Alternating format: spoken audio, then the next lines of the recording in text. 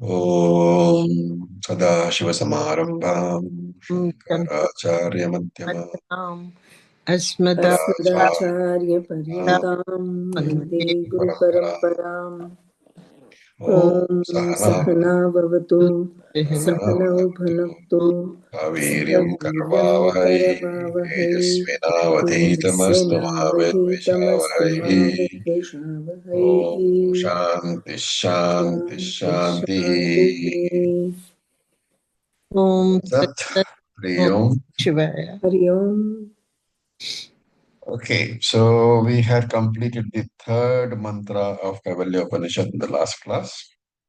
We will be chanting the fourth one. So please unmute yourself.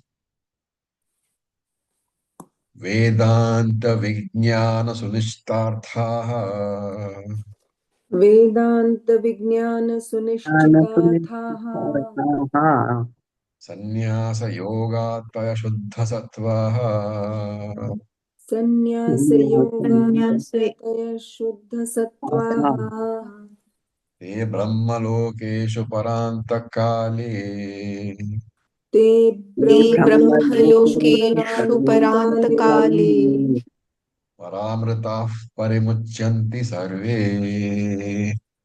परामृताः परिमुच्यन्ते परिहन्ति survey survey Okay. So first we look at the individual words. Sannyasa Yogat.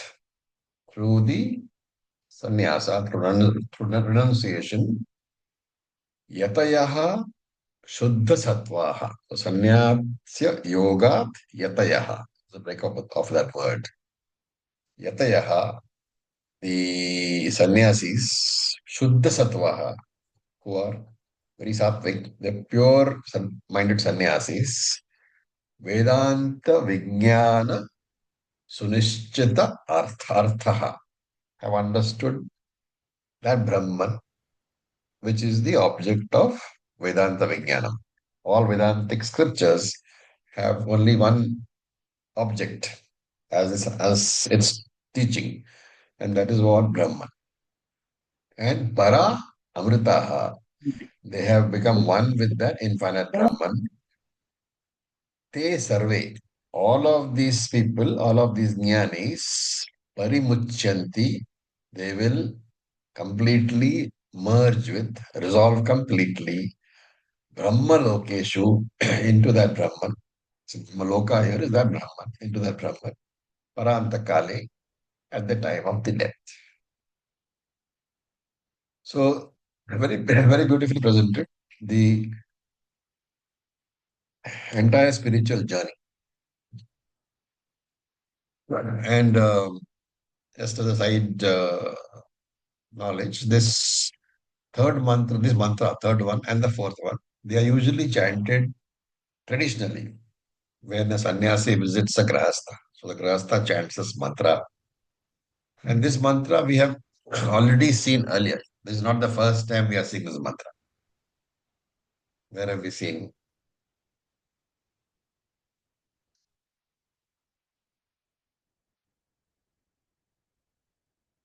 Very famous mantra.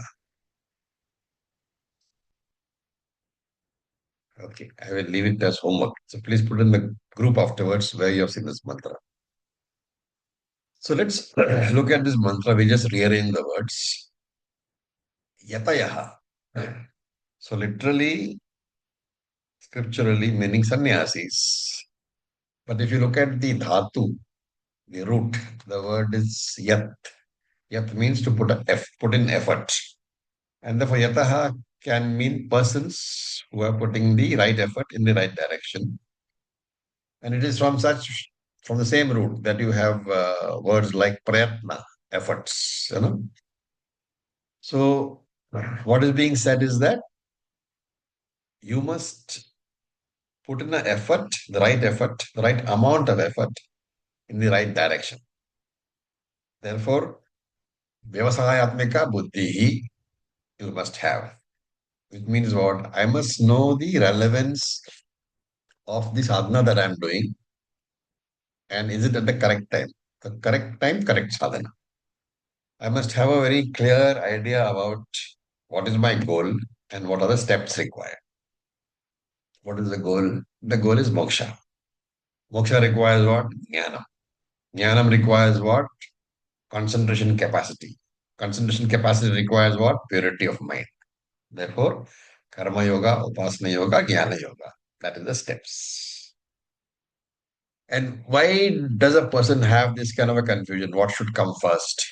A lot of people go straight away into meditation and nothing happens because the structure outlined in the Shastram has not been understood because you have not studied from a traditional acharya. So, hence, the first stage is what? Karma yoga. And this will lead to Shuddha Sattvaha, mind which is purified. So, purified minds means what? There is a dilution of raga and dvesha, right? So, we are not saying that raga dvesha will be completely removed, but the manner in which I live my life should not be based upon my raga dvesha. Instead, it should be based on what is right and what is wrong. And this, again, Krishna said that if you have a problem with understanding this, you should go and see the Shastra. So in Gita, you have seen Krishna says, go to the Shastra and do what Shastra tells you. So therefore, the recognition of what is right and what is wrong, that is necessary for me. Then, once your mind gets, that's the first stage, okay. So the Shuddha Sattva, Yatayaha is the first stage. A person who is going to purify his mind, making the right effort, doing Karma Yoga. And Sannyasa Yoga is the second. Once your mind is sufficiently mature in the sense that not driven by Raga Dvesha, not predominantly driven by Raga Dvesha, then the first stage is over. In fact, Veda says that the purpose of active life is to give you Chitta Shuddhi. So once Chitta Shuddhi has been achieved, according to the Shastram, you need not stay in the world doing activity. And that is why traditionally they say sannyasa yoga, sannyasa should be taken. So the reduction of the activity as far as possible is what is called sannyasa yoga. And that's necessary because from the activity one has to come to withdrawal. Without withdrawal, a full focus on Shravanam Maranam is not possible. So the first two ashramas is Brahmacharya and Grahastha. They are activity. Vanaprastha and Sannyasa basically are withdrawal. So pravritti, nivritti. From pravritti, one must progress to nivritti. That is the natural order of things, which Shastra says. That is second stage, Sannyasa Yoga. What is third stage? Vedanta Vijnana Sunishchita Artha. Sunishchita, well ascertained Vedanta Vijnanam, knowledge from Vedanta. Artha is the object of that knowledge. So one withdraws from activity. One comes to Shravanam, Maranam, Nididhyasanam. So Vedanta Vijnanam means the study of any Vedantic Shastra. Vedantic Shastra means any scripture that deals with Atma Jnana. It need not be only Upanishads. It can be Gita also. It can be Tattvaboda also. But basically, it has to deal with the nature of Brahman. So, Artha here means the Tatparyam, the essential theme, central theme of the text. So, Vedanta Vijnana Artha means the central teaching of the Vedantic system. And what is that? That Aham Brahma Asmi. I am Brahman. So what I want to become, what I desire to become, I already am. Sunishchita means complete conviction. Hence, Vedanta Vijnana Artham, the central teaching that Aham Brahmasmi, Sunishchitaha, should become my firm conviction. Once that happens, I am Jnananishta. right? Jnananishta means what? I always remember that I, the Jiva, am not different from Brahman. I am Brahman. That idea is always there in my mind. That is called Jnana Nishtha. Nishtha means established, committed to. And once that happens, Parabrataha, the Jnana Nishtha, that person is not different from Brahman in this very life itself. And therefore, life becomes entertainment. So, as long as they live happily. And then they survey all of these people, all of these Granishthas, Parimuchanti Brahmalokeshu, they all merge with Brahman when Parantakale. Parantakale. Antakale and Parantakale, what is the difference? Antakale means fall of the body. Parantakale means what? Why is that word used here? Pralayam. Even after the fall of the world. Yeah, but te sarve parimuchanti Brahma lokeshu. That means what? All these jnanis, they merge with Brahman. They get Videha Mukti, basically, right? When the body falls. Parantakale. Why not Antakale? Antakale is basically death of the body. No rebirth? No rebirth. Antakale means the body will die but will come again. And here, because he is a jnani, te sarve. All these people who are what paramritaha, who have understood that they are Brahman. So te sarve, all those people te refers to those paramritahas, those jnananishthas. And therefore, because they are jnanis, the fall of their body, in which there is no return, is called para antakale, the final fall. Okay, others have intermediate falls. Okay. So this is basically indicating Videha Mukti. And Brahmale Lokeshu Parimuchanti Sarve. They merge into Brahmaloka. Here, of course, Brahmaloka has to be taken as Brahman, not Brahmaloka or Hiranyagarbha. So the Loka here is not to be taken as the world. It's to be taken as consciousness, Chaitanya. Therefore, Brahmaloka here means Brahma Chaitanya. Brahma Chaitanya means into that Brahman nature, they merge. Who take all those scannies. Okay. Then we will go to the next mantra.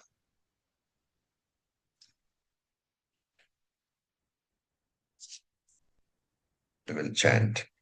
Vivikta deshe cha sukhasanastha विविक्तदेशे च च सुखासनस्थः सुखासनस्थः शुचिः समग्रीव शिरः शरीरः शुचिः समग्रीवशरीरः शरीरः अत्याश्रमस्थ सकलेन्द्रियाणि अत्याश्रमसकलेन्द्रियाणि सकलेन्द्रियाणि निरुद्य भक्त्या स्वगुरुं प्रणम्य निरुध्य भक्त्या भक्त्या स्वगुरुं प्रणम्य.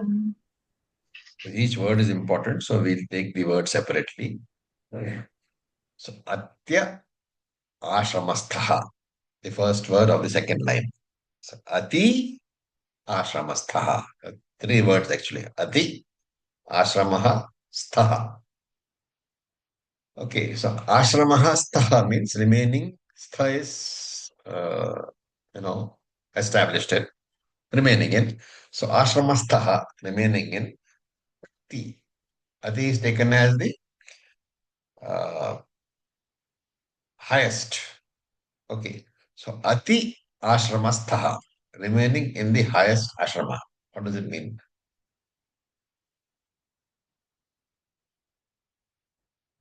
We are all senior students. Sannyasa. Sannyasa. So remaining in sannyasa. So that word Ati Ashramastha means remaining in sannyasa. And that is, he has taken sannyasa. Okay. Remaining in sannyasa means what? I have taken sannyasa.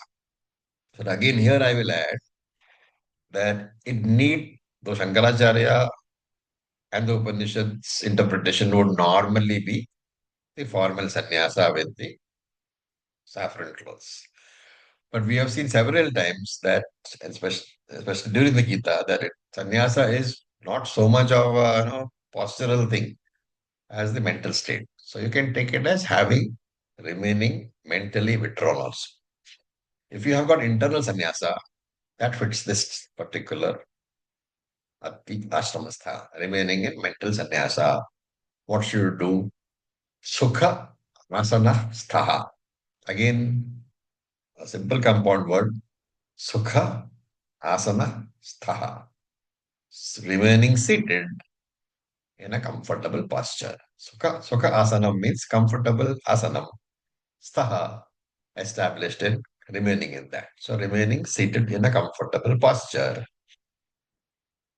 Then what? Shuchihi, with purity. Vivikta deshe. What does Vivikta deshe mean? We have seen this before. In Secluded. isolation. In a In isolation. Secluded. in isolation, secluded place. Then each of these compound words, beautiful Sanskrit. Sama, Griva, Shira, Shairaha. What is the breakup?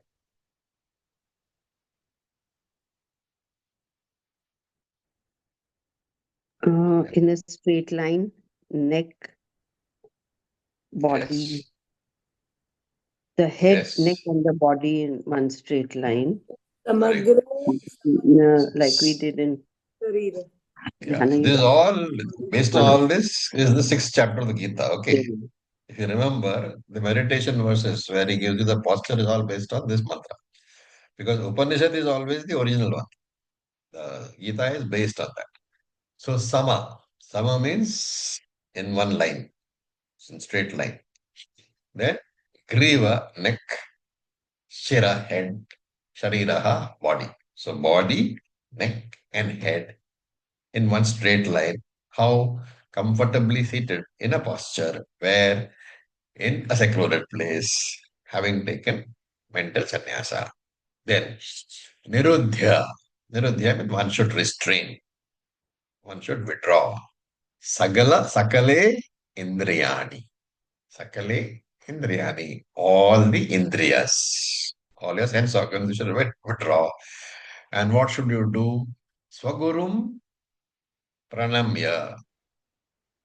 So you should salute Bhaktya with devotion. You should salute your own. You should pay your obeisances to your own Guru. So pranam you should do. And since anyway Guru is not in front of you, again you have to take this as mental pranam you should do. If Guru is in front of you, it's not a mental pranam. What sort of pranam is that?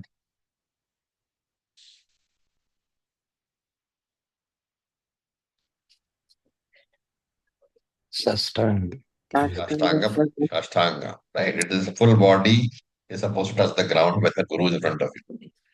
We have, of course, all, you know, modified this into touching the feet without bending our body. Sometimes we can't bend the body also. So that's, it's a accepted modification.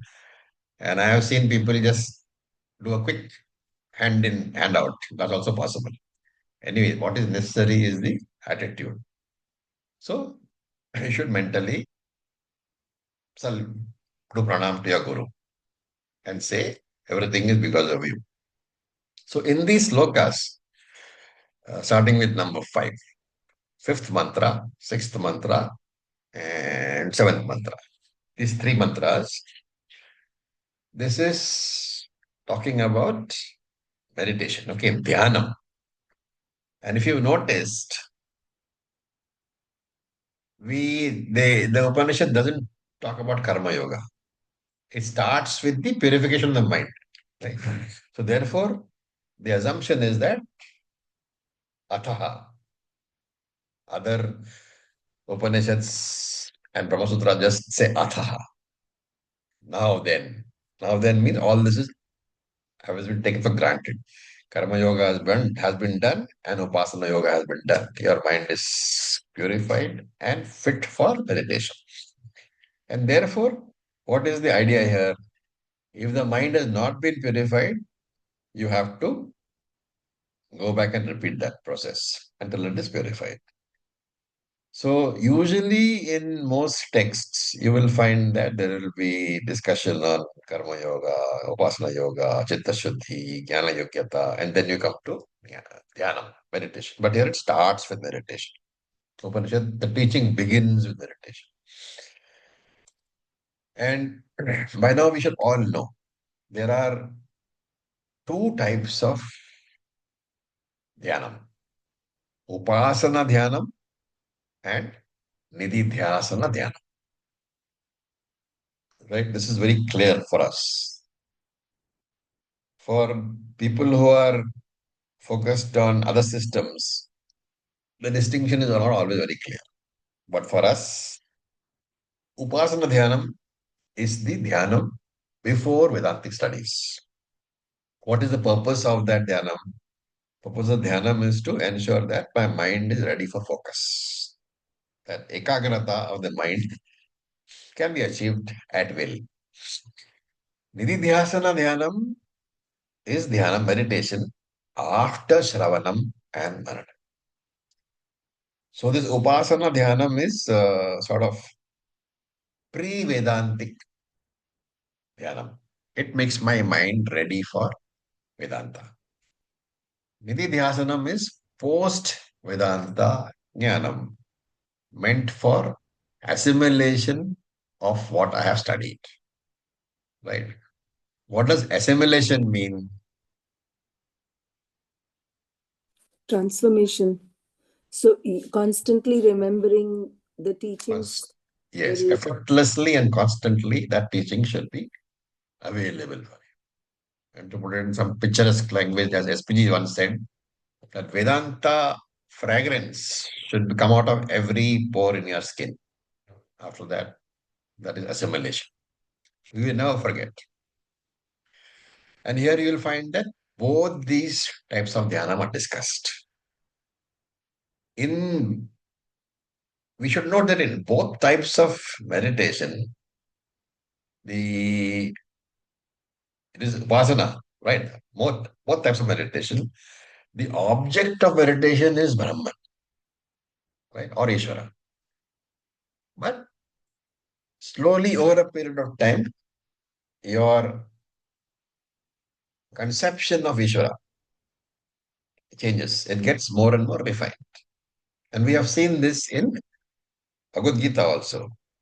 There are three stages of meditation which Krishna talked about. Eka Rupa, Aneka Rupa, and Arupa Ishvara. Eka Rupa Ishvara, Aneka Rupa Ishvara, and Arupa Ishvara. One form, multiple form, and formless. What is one form? Example. Like Krishna or Shiva. Or, Krishna, Shiva, Vishnu, Devi, whatever.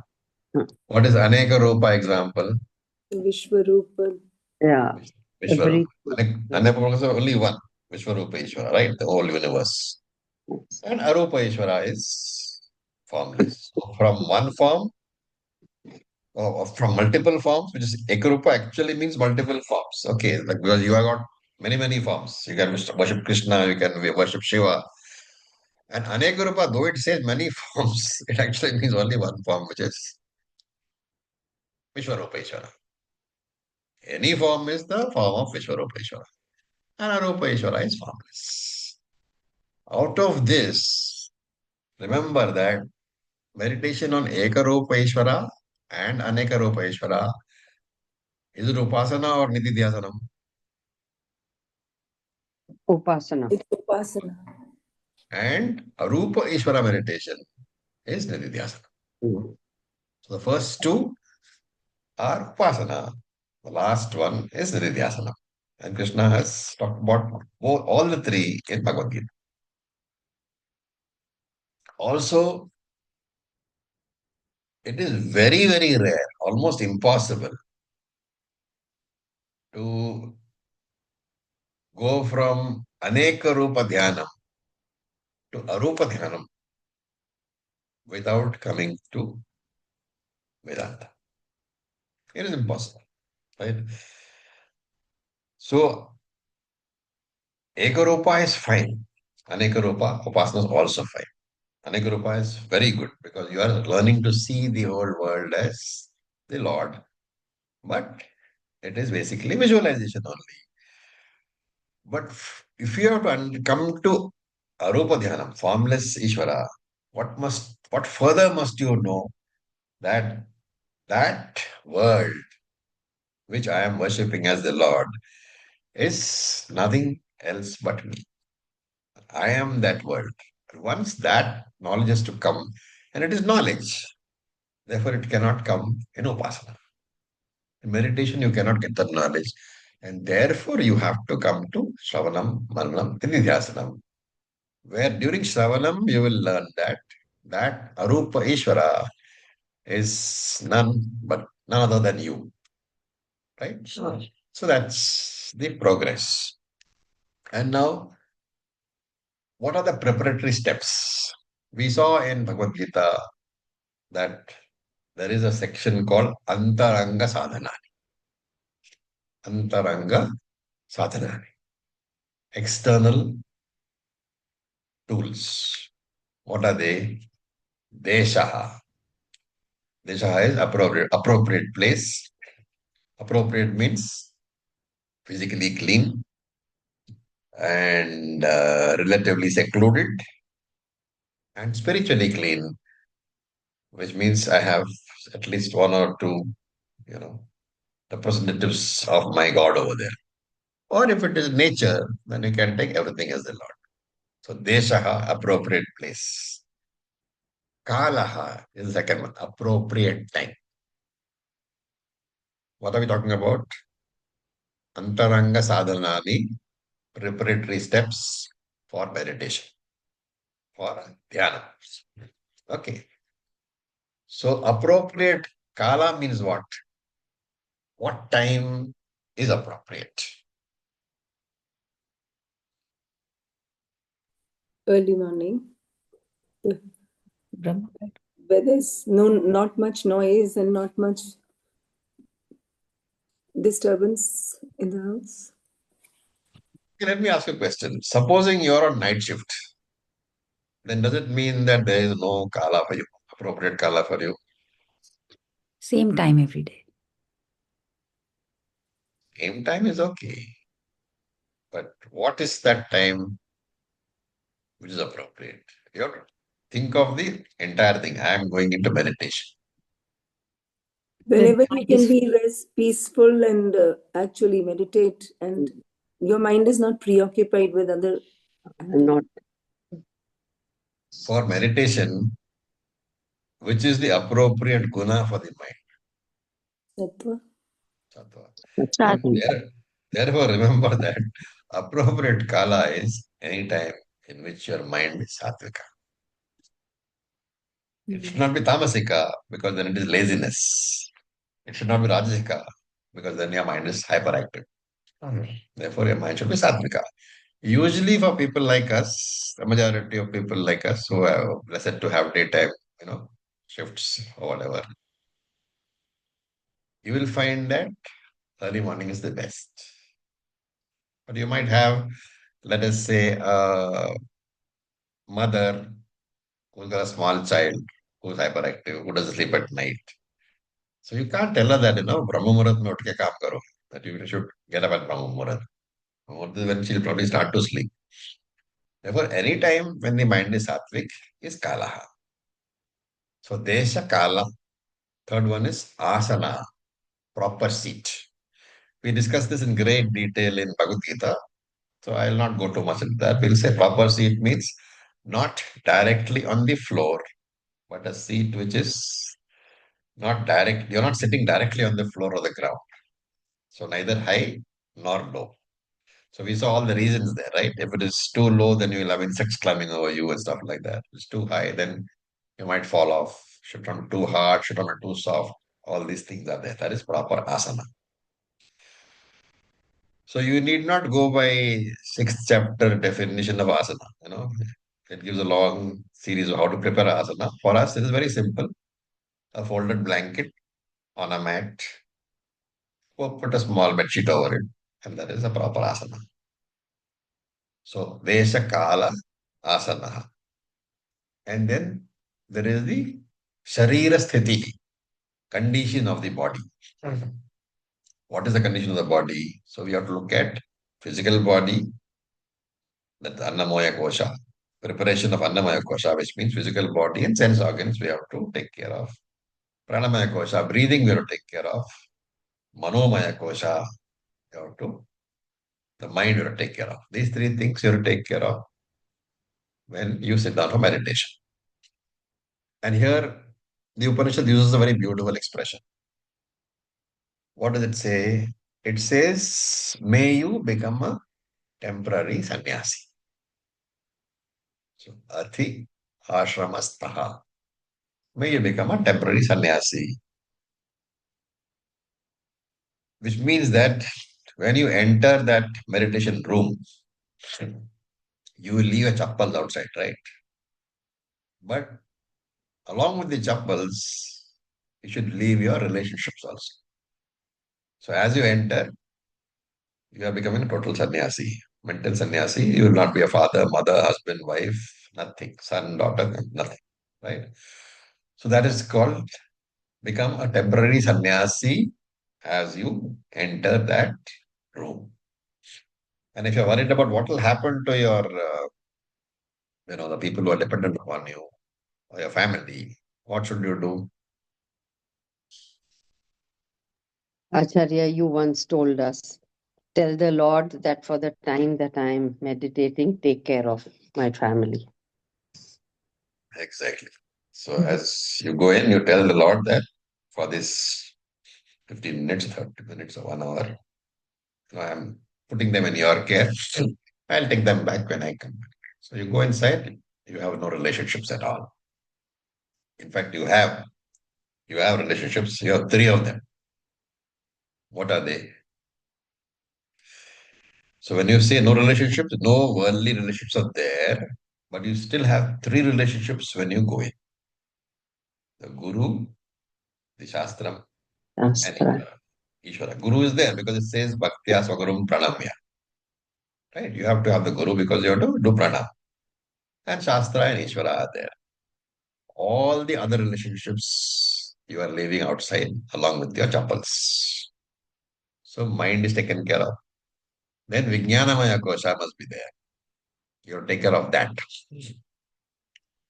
What is there that I have to take care when I say take care of Vijnanamaya Kosha? The teachings. First of all, it's the intellect, right? What is the first question the intellect will ask when you go in for sitting in meditation? Am I really Brahman? No, the first question will be, what are you wasting my time for? Okay. Right? Okay. So you have to convince the intellect that the meditation has some prayojanam, value is there. And that's why you have to bring, the only way to convince the intellect is to remember all the teachings at the time of the meditation. So no other thoughts, no apara vidya thoughts should be there during this time when you are in the meditation room. So that is how you convince your intellect that Shastra says this, that there is benefit, and therefore there is benefit. For It's easily the said than done, Acharyaji, most of the times. yeah, that I agree with. It's easier said than done, but with every repetition, it becomes easier. It should become like muscle memory. This highly trained warriors, or even for that matter, martial arts, if you are trained in, your reactions are muscle memory. You know, you don't consciously try to bring up your hand when somebody else is trying to hit you. It is muscle memory. So that muscle memory is subconscious. And therefore, the teachings have to become like that muscle memory. And the more you repeat, for whether it is, playing tennis or studying karate or judo or studying scriptures, the concept is the same. Abhyasa, abhyasa, abhyasa. Prepare, prepare, prepare, prepare, prepare. So that it's available to you when you need it. So for the beginning students, those who are in triangular format, it is upasana. You are trying to focus your mind. For the advanced students of this class, there is only one meditation. What is that? Only one phrase you can meditate. Brahma. Brahmas. That's a good, observation. Aham Brahmasmi. But remember that you can never claim you are Brahman. So Brahma Satyam Brahma. is though the whole phrase is Brahma Satyam Jagan Mithya, Aham Brahmaiva na paraha. In that whole phrase, remember that Jagan Mithyatvam is the most important. Until you have dismissed the world as Mithya, you will never be able to claim yourself as Satya. It's a very important idea. So even though the Shankaracharya said Brahma Satyam Jagan Mithya, it's actually Jagan Mithya Brahma Satya. Having dismissed Jagat as Mithya, then alone can I claim myself as Brahma. I can say that Brahma Aham Aparaha. So this has all been discussed here in these in the three mantras. So let us look at the verses, at the words. Vivikta Deshe Cha, a secluded place, a relatively quiet place. So that we mentioned in the preparatory measures. Deshaha. Kalaha is not mentioned there, but we have studied it where. Where was it said appropriate kala should be there? Bhagavad Gita. Bhagavad Gita. So that kala thing you have to bring forward from Bhagavad Gita. Then Suchihi, clean place. So just not the clean place, okay? You must also be clean. Therefore, the place and the body both should be clean. And not only the body, the mind should also be clean. So you go to a clean place with a clean body and a clean mind. In fact, the clean body and the clean mind are more important than the clean place. And among all the three, the clean mind is the most important. So free of raga, dvesha, kama, krodha, lobha, matsarya, etc. That is why it is said what? Ati ashramastha. Become a sannyasi. Because raga, dvesha, kama, krodha are caused by what? Relationships. Right? Relationships are always very sensitive and therefore very subtle and therefore very difficult to handle. Because all the time, you are worried about if I say this, how will he feel? How will she feel? If I say that, if I do this, how will she feel? How will that feel? As long as there are relationships, you are trying to ensure that you don't do anything to disturb the other person. Therefore, your mind is always disturbed. So even in fact, people whom you don't like, your mind is disturbed because there will be certain emotions like bitterness or anger when you don't like people. Therefore, as long as there is a relationship, disturbance of mind is unavoidable. Therefore, ati ashramastaha, remain in sannyasa, ashrama, mental renunciation during the time of meditation. And asanastaha, you must sit in a comfortable posture. So, don't think that I have to sit in Padmasana. You can sit in Padmasana, I'm not saying no. But what is the problem with Padmasana? Anybody? May not be comfortable, so you keep shifting or moving. Oh, I have seen people who have got into Padmasana forcibly and then they need help to come out of it. You have to go and pull their legs apart, otherwise they can't come out. So don't get into an asana which you cannot get out of. That is called Sukhasana, right? Sukha. So here it is not talking about the Sukhasana of yoga. There's an asana called Sukhasana. Here Sukhasana simply means comfortable posture. And if you think that sitting on a chair is comfortable, that is also fine. And Sama Grivaha Shiraha Shariraha. Sama is in one straight line. Griva neck, Shira head, Shariraha body. Not only that, once having sat in that comfortable posture with all the three in one line, incidentally, what is the importance of all the three in one line?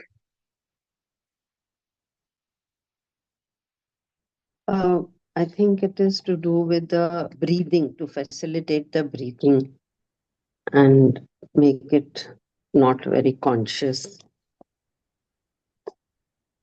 Well, it also could mean the spine is straight. Hmm.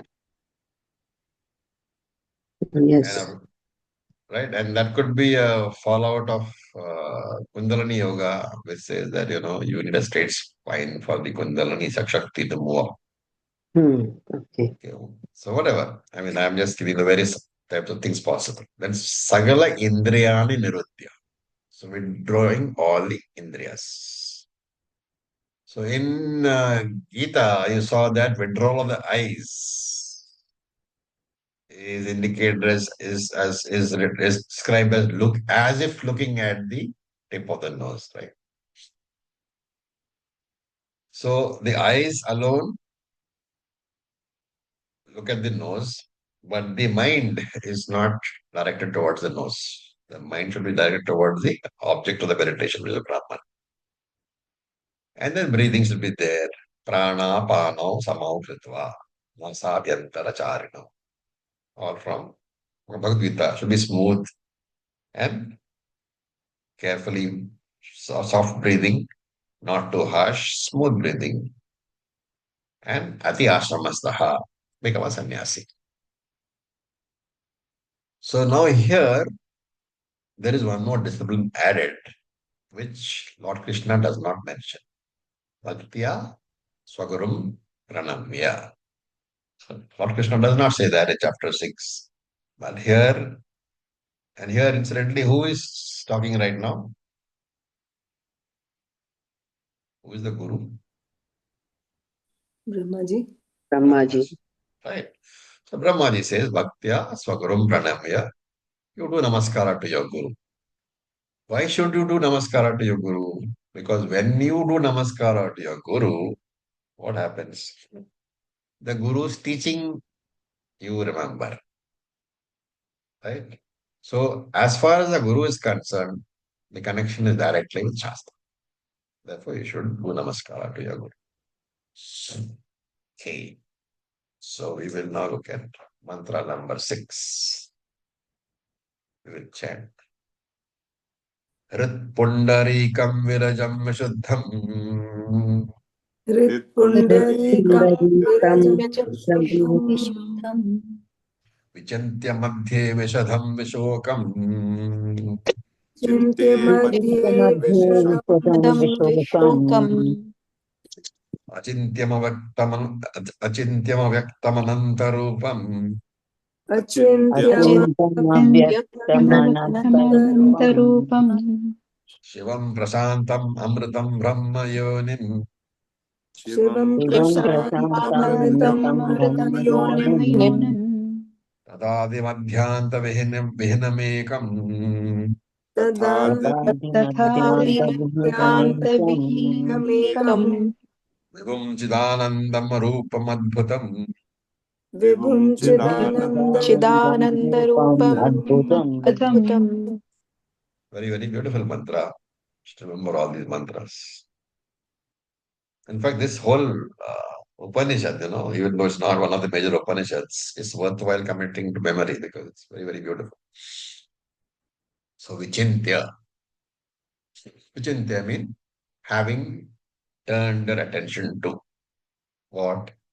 Virajam Vishuddham, to the steady and pure, Vishadam, clear, Vishokam, free of shoka, pleasant, pleasing, Hrit Pundarikam, the heart, which is like the lotus like heart, Madhye, in that heart, one should meditate Brahma Yonim.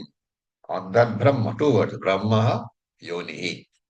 Brahma Yonim, on that Brahma, which is the source of the entire universe. And what kind of Brahma? Achintyam, who cannot be thought about, incomprehensible by the mind. Ananta Rupam, many, many forms. Shivam, auspicious. Mangalam, Shivam is Mangalam, auspicious. Prashantam, peaceful, tranquil. Amritam, without mortality, immortal. Adi, Madhya, Ananta, Adi, Madhya, Antavihinam. So, Adi, Madhya, Antavihinam. That Vihinam you have to add everywhere. Adi Vihinam, without beginning. Madhya Vihinam, without middle. Antavihinam, without end. So Adi, Madhya, Antavihinam is a compound, which means it has no beginning, middle, or end. And Ekam, non-dual. Chidanandam, the consciousness, and Ananda, Chit Anandam. Arupam, formless, and Tatha Adbhutam.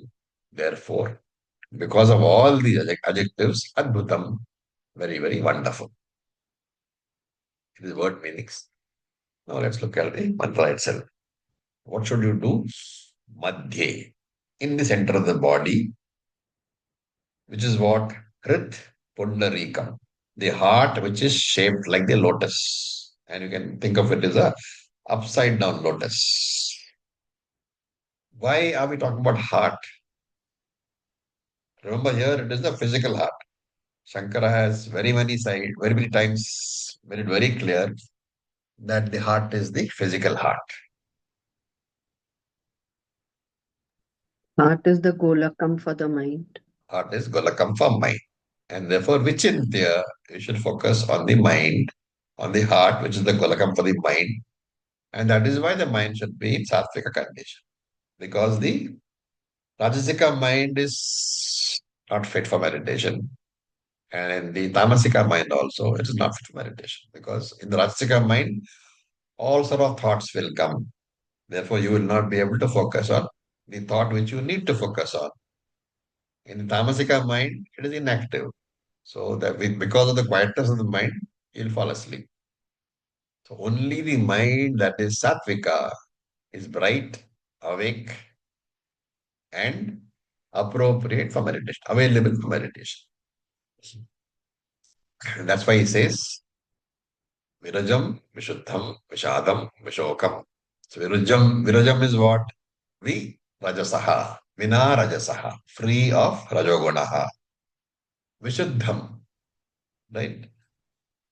Yeah. This is free from Tamaguna, Sattva Pradhana. Therefore, because of Virajam and Vishuddham, it is Sattva Pradhana. Vishadam is without sorrow. Therefore, because of Virajam and Vishuddham, it is Vishadam and Vishokam. Right? All these are what? Visheshanams, adjectives to what? To which word? To the mind. To the mind, but the word in the mantra is Pundarikam, the Mm. heart, lotus heart, upside down lotus heart, which is the Golakam for the mind. Right? So basically, it's when you say Pundarikam, you should remember mind. It's not the heart which is important. It's the Golakam. Therefore, all these adjectives finally to the mind. The mind should be sattvic in nature, is the whole idea. And the general rule is that the if you are not a jnani, you have to be a karma yogi. Because only by doing karma yoga will the mind become peaceful enough to enable you to meditate. That temporary sattvic capacity of the mind comes in only through karma yoga. That's why Krishna said, Sukha dukhe samekritva labha labha jaya jayo tatho yuddha yujjasva. So you have to make the mind one, the same in happiness, sorrow, gain, loss, victory, defeat, etc. And because of this attitude of the equanimity of the mind only, the word Vishwakham is used here, free of sorrow, a cheerful mind. And in this mind, free of sorrow only, meditation can happen. Right? So, up to this is the preparation. And now the next topic is Shiva Dhyanam. That is meditation upon Lord Shiva. So, those of you who are familiar with Sri Rudram, you will know that there are three descriptions of Shiva over there: Ekarupa, Anekarupa, and Arupa Shiva. So, in Kaivalya Upanishad also, you will find that these three descriptions of Shiva are there: Ekarupa Shiva, Anekarupa Shiva, Arupa Shiva. How do you say that? Achintyam. May you meditate upon Lord Shiva, who is Achintyam. Achintyam means aprameyam, cannot be thought of itself. You cannot think of the Lord Shiva. Why? Because Lord Shiva is not an object to be recognized by your sense organs or your mind. So aprameyaha. We saw this word in Gita also. Apramaya Shiva. This is. You have to meditate upon that Shiva, who is incomprehensible, Achintyam, because the mind can comprehend only that which it can objectify. And since the formless Shiva cannot become an object of the mind, you cannot objectify the Shiva. Therefore, you cannot comprehend. Then, how should you meditate upon that Shiva? You should meditate upon that Lord Shiva as the observer, as you yourself. Shantam Shivam Advaitam. Chaturtham Manyante Sahatma. As we have seen where, or we will see rather, the next Upanishad, Mandukya. So Achintyam here means Arupa Ishvara. And therefore this Achintyam meditation is Nidhi Dhyasana. Right? Then the other descriptions are also there. Okay. But remember that just because they are all appearing in one mantra, we cannot do all the three types of meditations in one session. In one session, you can do either Nididhyasanam or Ekaropa meditation or Anekaropa meditation. Don't try to combine all three in one session. You can do it three different sessions, 3 different days, but not in one session. So this is Achintya. Then there is Avyaktam. Avyaktam means what? That which is not perceived by what? By either the Indriyas, so Indriya Agochara, or by the mind, so Manaha Agochara, which means what? Lord Shiva is not available to any of the five Indriyas. So Ashabdham, Asparsham, Arupam, Arasam, Agandham. This is the description. And therefore, this represents not formless. This represents Ananta Rupa, infinite number of forms, Aneka Rupa Ishvara. So in this mantra, therefore, Achintya means Arupa Ishvara, Nididhyasanam. Avyaktam means Ananta, Ananta Ishvara, which is Vishwarupa Ishvara.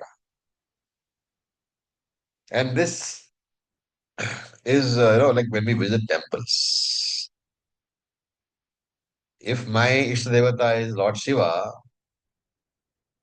when I go to, let us say, Rama temple, I normally visualize Shiva in the form of Rama. This is how it's said that traditionally people should visit temples.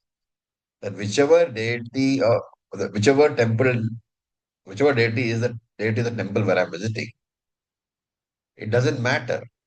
In that deity, you should see your Ishtadevata. So this is a stage where you are still a beginner. So when you go to a Shiva temple and your Ishtadevata is Shiva, that is okay. But when you go to a Rama temple, you should not see a different deity called Rama and then say, oh, this is not my deity, so I should not go there. You should actually see Shiva in that Rama. Otherwise, there will be fanatism. And so this type of uh, narrow-mindedness we should try to avoid, because the whole objective of Vishwarupa meditation is to expand the mind so that all forms are acceptable to me. So Avyaktam means Vishwarupa. Then Shiva. Shiva means it is Ekaropeshwara, Shiva Dhyana. And if you look at Sanskrit grammar, the word Shiva is derived from the dhatu sau.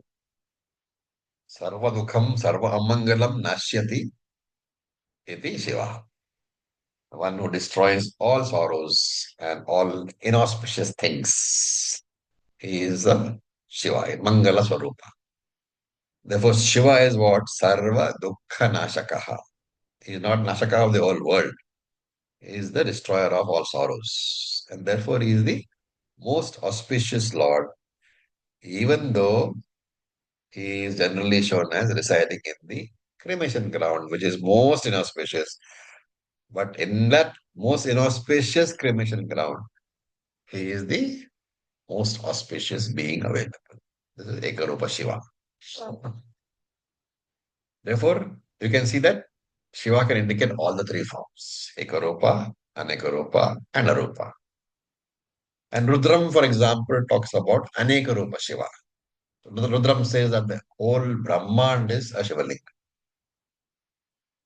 In Mandukya, we will see that Shiva is described as Arupa consciousness, formless Shiva. So there's Anantarupa, multiple forms. Then Prashantam, totally tranquil. And this totally tranquil, the adjective is applicable to all the three forms of Shiva. Amritam. Amritam is also applicable to all the three forms, but primarily to the formless Shiva. And Brahma Yonim is Jagat Karanam. Yoni means the womb. So Brahma Yonim, the womb of Lord Brahman, of Hiranyagarbha here. Brahman here is not Nirguna Brahman, but it's Saguna Brahman, Hiranyagarbha. And Yoni means the womb, which means the cause, the Karanam. And remember that Brahma Yoni means the Karanam for the entire universe. Therefore, here Brahmaji is saying that even I am born out of Brahman. So remember that Hiranyagarbha is also born. Who is Hiranyagarbha's creator?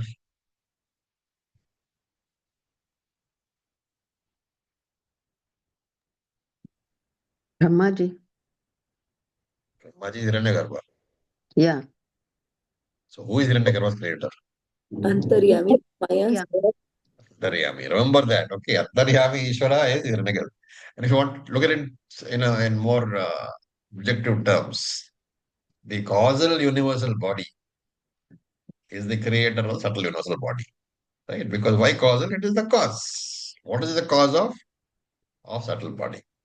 Hmm. Therefore, Antaryami is the Samashti Karana Shariram, which is the creator of Samashti Sukshma Shariram, which is Lord Brahmaji. And the word Yoni here, though generally used to mean the Upadana Karanam, material cause, it can be used to mean both intelligent and material cause. Nimit Upadana Karanam for Hiranyagarbha. So when I say Brahman is Karanam for the world, you have to assume, you have to take it for granted that it is Maya Sahita Brahman, which is the Karanam. Because Kevala Brahman, remember, is neither Karanam nor Karyam. Brahman alone is neither cause nor effect. Pure Brahman is Karya Karana Vilakshana. It is different from cause and effect. And Tatha Adi Madhya Antaha. Adi Madhya Antavihinam means this Lord Shiva is free from the birth, free from beginning, free from middle, and free from the end. And this adjective, Adi Madhya Antavihinam, is applicable to both Vishwarupa and formless Ishvara, Arupa Ishvara. In chapter 11 of the Gita, remember, Arjuna uses the expression Adi Madhyanta Raitam to describe Vishwarupa Ishvara. Therefore, it is not applicable to Ekarupa Shiva, because in a Ekarupa, Shiva is always finite. And therefore, remember that it is Anantarupa Ishvara, Vishwarupa Ishvara, Anantarupa Shiva, who is infinite. And Desha Parichhidda Rahitam is free of spatial limitation. Kala Aparichinnam, free of time limitation. In short, all pervading and eternal. So we have to still go a bit further, but we'll stop here for today. Purnamadav Purnamidam Purnat Purnamudachyate Purnasya Purnamadaya Purnameva Vasishyate. Om Shanti Shanti Shanti. Om Tat Sat. Om Namah Shivaya. Thank you for your Thank you so patience. much. Om